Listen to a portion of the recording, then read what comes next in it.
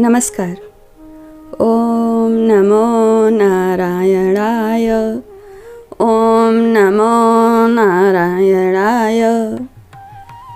आपको मैं वैशाख मास महात्म्य कथा में आज स्कंद पुराण से भगवत कथा के श्रवण और कीर्तन का महत्व तथा वैशाख मास के धर्मों के अनुष्ठान से राजा पुरुयशा का संकट से उद्धार पद्म पुराण पूरा मैंने आपको सुना दिया है।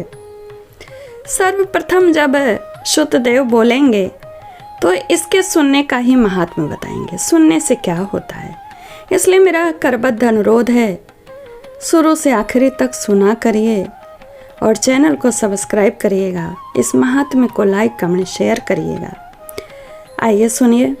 शुतदेव बोले, मेष राशि में सूर्य के स्थित रहने पर जो वैशाख मास में प्रातः काल स्नान करता है और भगवान विष्णु की पूजा करके इस कथा को सुनता है, ध्यान से सुनिएगा, साफ साफ पहले ही बता रहे हुए, किस कथा को सुनता है वह सब पापों से मुक्त हो भगवान विष्णु के परम धाम को प्राप्त होता है। इस विषय में एक प्राचीन इतिहास कहते हैं, जो सब पापों का नाशक सुनने से जो सब पापों का नाशक, पवित्र, कारक, धर्मानुकूल, वंदनीय और पुरातन है।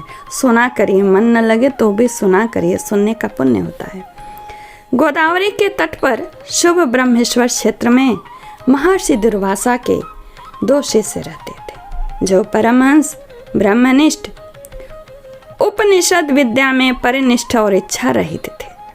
वे भिक्षा मात्र भोजन करते और पुण्यमय जीवन बिताते हुए गुफा में निवास करते थे।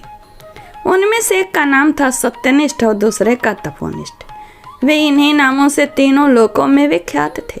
सत्यनिष्ठ सदा भगवान विष्णु की कथा में तत्पर रहते थे। जब कोई श्रोता अथवा वक्ता न होता तब वे अपने नित्य कर्म किया करते थे। यदि कोई श्रोता उपस्थित होता तो उसे निरंतर वे भगवत कथा सुनाते, और यदि कोई कथावाचक भगवान विष्णु की कल्याणमयी पवित्र कथा कहता तो वे अपने सब कर्मों को समेटकर श्रवण में तत्पर हो उस कथा को सुनने लगते थे। यानी कथावाचक और श्रोता दोनों ही थे। वे अत्यंत दूर के तीर्थों और देव मंदिरों को छोड़कर तथा कथा विरोधी कर्मों का परित्याग करके भगवान की दिव्य कथा सुनते और श्रोताओं को स्वयं भी सुनाते थे। कथा समाप्त होने पर सत्यनिष्ठ अपने शेष कार्य पूरा करते थे। कथा सुनने वाले पुरुष को जन्म मृत्युमय संसार बंधन की प्राप्ति नहीं होती है, उसके अंतःकरण की शुद्धि होती है। विष्णु भगवान में जो अनुराग की कमी है वह कथा सुनने से दूर हो जाती है और उनके प्रति गाढ़ अनुराग होता है। साथ ही साधु पुरुष के प्रति सौहार्द भी बढ़ता है। रजोगुण रहित गुणातीत परमात्मा शीघ्र ही हृदय में स्थित हो जाते हैं। श्रवण से ज्ञान पाकर मनुष्य भगवत चिंतन में समर्थ होता है। श्रवण, ध्यान और मनन, यानी सुनना, ध्यान और मनन, यह वेदों में अनेक प्रकार से बताया गया है। जहाँ भगवान विष्णु की कथा नहीं होती है हो और जहाँ साधु पुरुष न रहते हों, वह स्थान साक्षात गंगा तट ही क्यों न हो, उसे निसंदेह त्याग देने योग्य है। जिस देश में तुलसी नहीं है अथवा भगवान विष्णु का मंदिर नहीं है, ऐसा स्थान निवास करने योग्य नहीं है। यह निश्चय करके मुनिवर सत्यनिष्ठ सदा भगवान विष्णु की कथा और चिंतन में संलग्न रहते हैं। दुर्वासा का दूसरा शिष्य तपोनिष्ठ दुराग्रह पूर्वक कर्म में तत्पर रहता था। वह भगवान की कथा छोड़कर अपना कर्म पूरा करने के लिए इधर उधर हट जाता था। कथा की अवहेलना से उसे बड़ा कष्ट उठाना पड़ा। अंतोतगत्वा कथा परायण सत्यनिष्ठ ने ही उसका संकट से उद्धार किया। कैसे किया जानिए। जहाँ लोगों के पाप का नाश करने वाली भगवान विष्णु की पवित्र कथा होती है, वहाँ सब तीर्थ और अनेक प्रकार के क्षेत्र स्थित रहते हैं। जहाँ विष्णु कथा रूपी पुण्यमयी नदी बहती रहती है, उस देश में निवास करने वालों की मुक्ति उनके हाथ में ही है।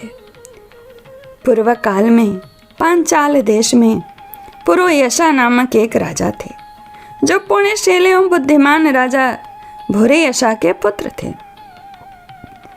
पिता के मरने पर पुरोयशा राज सिंहासन पर बैठे। वे धर्म की अभिलाषा रखने वाले, शूरता, उदारता आदि गुणों से संपन्न और धनुर्वेद में प्रवीण थे। उनकी महामती नरेश ने अपने धर्म के अनुसार पृथ्वी का पालन किया। कुछ काल के पश्चात राजा का धन नष्ट हो गया। हाथी और घोड़े बड़े बड़े रोगों से पीड़ित होकर मर गए। उनके राज्य में ऐसे भारी अकाल पड़ा जो मनुष्य का अत्यंत विनाश करने वाला था। पांचाल नरेश राजा पुरोयशा को निर्बल जानकर उनके शत्रुओं ने आक्रमण किया और युद्ध में उनको जीत लिया। तदंतर पराजित हुए राजा ने अपनी पत्नी शिखड़ी के साथ पर्वत के कंदरा में प्रवेश किया। साथ में दासी आदि सेवक गण भी थे। इस प्रकार छिपे रहकर राजा मन ही मन विचार करने लगे कि मेरी यह क्या अवस्था हो गई। मैं जन्म और कर्म से शुद्ध हूँ, माता और पिता के हित में तत्पर रहा हूँ, गुरु भक्त, उदार, ब्राह्मणों का सेवक, धर्मपरायण, सब प्राणियों के प्रति दयालु, देव पूजक और जितेंद्रिय भी हूँ। फिर किस कर्म से मुझे यह विशेष दुख देने वाली दरिद्रता प्राप्त हुई है? किस कर्म से मेरी पराजय हुई और किस कर्म के फलस्वरूप मुझे यह वनवास हुआ? इस प्रकार चिंता से व्याकुल होकर राजा ने खिन्न चित्त से अपने सर्वज्ञ गुरु मुनि श्रेष्ठ याज और उपयाज का स्मरण किया। राजा के हवामन करने पर दोनों बुद्धिमान मुनीश्वर वहां आए। उन्हें देखकर पांचाल प्रिय नरेश सहसा उठकर खड़े हो गए और बड़ी भक्ति के साथ गुरु के चरणों में मस्तक रख करके प्रणाम किया। फिर वन में पैदा होने वाली शुभ सामग्रियों के द्वारा उन्होंने उन दोनों का पूजन किया और विनीत भाव से पूछा, विप्रवरों, मैं गुरु चरणों में भक्ति रखने वाला हूँ, मुझे किस कर्म से यह दरिद्रता, कोष, हानि और शत्रुओं से पराजय प्राप्त हुई? किस कारण से मेरा वनवास हुआ? मुझे अकेले रहना पड़ा। मेरे न कोई पुत्र है, न भाई है और न हितकारी मित्र ही है। मेरे द्वारा सुरक्षित राज्य में यह बड़ा भारी अकाल कैसे पड़ गया? यह सब बातें विस्तार पूर्वक मुझे बताइए। राजा किस प्रकार पूछने पर वे दोनों मुनि श्रेष्ठ कुछ देर ध्यान मग्न हो इस प्रकार बोले, राजन, तुम पहले के 10 जन्मों तक महापापी व्याध रहे हो। तुम सब लोगों के प्रति क्रूर और हिंसा परायण थे। तुमने कभी लेश मात्र भी धर्म का अनुष्ठान नहीं किया। इंद्रिय संयम तथा मनोनिग्रह का तुम में सर्वथा अभाव था। तुम्हारी जीवा किसी प्रकार भगवान विष्णु का नाम नहीं लेती थी। तुम्हारा चित्त गोविंद के चारों चरणारविंदों का चिंतन नहीं करता था और तुमने कभी मस्तक नवाकर परमात्मा को प्रणाम भी नहीं किया। इस प्रकार दुरात्मा व्याध का जीवन व्यतीत करते हुए तुम्हारे 9 जन्म पूरे हो गए। 10वां जन्म प्राप्त होने पर तुम सह पर्वत पर पुनः व्याध हुए। वहाँ सब लोगों के प्रति क्रूरता करना ही तुम्हारा स्वभाव था। तुम मनुष्यों के लिए यम के समान थे, दयाहीन, शस्त्रजीवी और हिंसा परायण थे। अपनी स्त्री के साथ रहते हुए राह चलने वाले पथिकों को तुम बड़ा कष्ट दिया करते थे। बड़े भारी शठ थे। इस प्रकार अपने हित को न जानते हुए तुमने बहुत वर्ष व्यतीत किए। जिनके छोटे छोटे बच्चे हैं, ऐसे मृगों और पक्षियों के वध होने के कारण तुम दयाहीन दुर्बुद्धि को इस जन्म में कोई पुत्र नहीं प्राप्त हुआ। तुमने सबके साथ विश्वासघात किया, इसलिए तुम्हारे कोई सहोदर भाई नहीं हुआ। मार्ग में सबको पीड़ा देते रहे, इसलिए इस जन्म में तुम मित्र रहित हो। साधु पुरुषों के तिरस्कार से शत्रुओं द्वारा तुम्हारी पराजय हुई है। कभी दान न देने के दोष से तुम्हारे घर में दरिद्रता प्राप्त हुई है।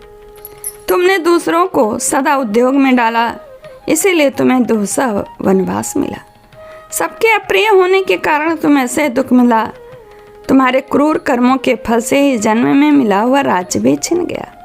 वैशाख मास की गर्मी में तुमने स्वार्थवश एक दिन एक ऋषि को दूर से तालाब बता दिया था और हवा के लिए पलाश का एक सूखा पत्ता दे दिया था। बस जीवन में इस एक ही पुण्य के कारण तुम्हारा यह जन्म परम पवित्र राजवंश में हुआ। अब यदि तुम सुख, राज, धन, धान्य आदि संपत्ति, स्वर्ग और मोक्ष चाहते हो अथवा सायुज्यम श्रीहरि के पद की अभिलाषा रखते हो तो वैशाख मास के धर्मों का पालन करो, इससे सब प्रकार के सुख पाओगे। इस समय वैशाख मास चल रहा है। आज अक्षय तृतीया है। आज तुम विधि पूर्वक स्नान और भगवान लक्ष्मीपति की पूजा करो। यदि अपने समान ही गुणवान पुत्रों की अभिलाषा करते हो तो सब प्राणियों के हित के लिए प्याऊ लगवाओ। इस पवित्र वैशाख मास में भगवान मधुसूदन की प्रसन्नता के लिए यदि तुम निष्काम भाव से धर्मों का अनुष्ठान करोगे तो अंतःकरण शुद्ध होने पर तुम्हें भगवान विष्णु का प्रत्यक्ष दर्शन होगा। यूँ कहकर राजा की अनुमति ले उनके दोनों ब्राह्मण पुरोहित याज और उपयाज जैसे आए थे वैसे ही चले गए। उनसे उपदेश पाकर महाराज पुरुयशा ने वैशाख मास के संपूर्ण धर्मों का श्रद्धापूर्वक पालन किया और भगवान मधुसूदन की आराधना की। इससे उनका प्रभाव बढ़ गया तथा बंधु बांधव उनसे आकर मिल गए। तत्पश्चात वे मरने से बची हुई सेना को साथ ले बंधुओं सहित पांचाल नगरी के समीप गए। उस समय पांचाल राजा के साथ राजाओं का पुनः संग्राम हुआ। महारथी पुरुयशा ने अकेले ही समस्त महाबाहु राजाओं पर विजय पाई। विरोधी राजाओं ने भागकर विभिन्न देशों के मार्गों का आश्रय किया। विजयी पांचाल राज ने भागे हुए राजाओं के कोष 10 करोड़ घोड़े, 3 करोड़ हाथी, 1 अरब रथ, 10,000 ऊंट और 3 लाख खच्चरों को अपने अधिकार में करके अपनी पुरी में पहुंचा दिया।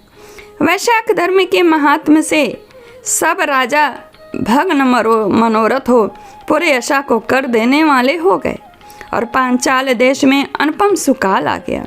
भगवान विष्णु की प्रसन्नता से इस वसुधा पर उनका एक छत्र राज्य हुआ और गुरुता, उदारता आदि गुणों से युक्त उनके 5 पुत्र हुए जो धृष्टकेतु, धृष्टद्युम्न, विजय और चित्रकेतु के नाम से प्रसिद्ध थे। धर्म पूर्वक प्रतिपालित होकर समस्त प्रजा राजा के प्रति अनुरक्त हो गई। इससे उसी क्षण उन्हें वैशाख मास के प्रभाव का निश्चय हो गया। तब से पांचाल राज भगवान विष्णु की प्रसन्नता के लिए वैशाख मास के धर्मों का निष्काम भाव से बराबर पालन करने लगे। उनके इस धर्म से संतुष्ट होकर भगवान विष्णु ने अक्षय तृतीया के दिन उन्हें प्रत्यक्ष दर्शन दिया।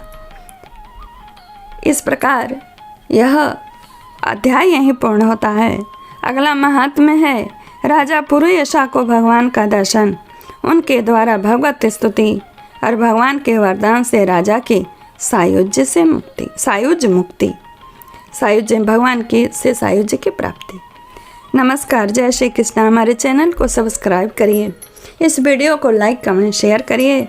धन्यवाद।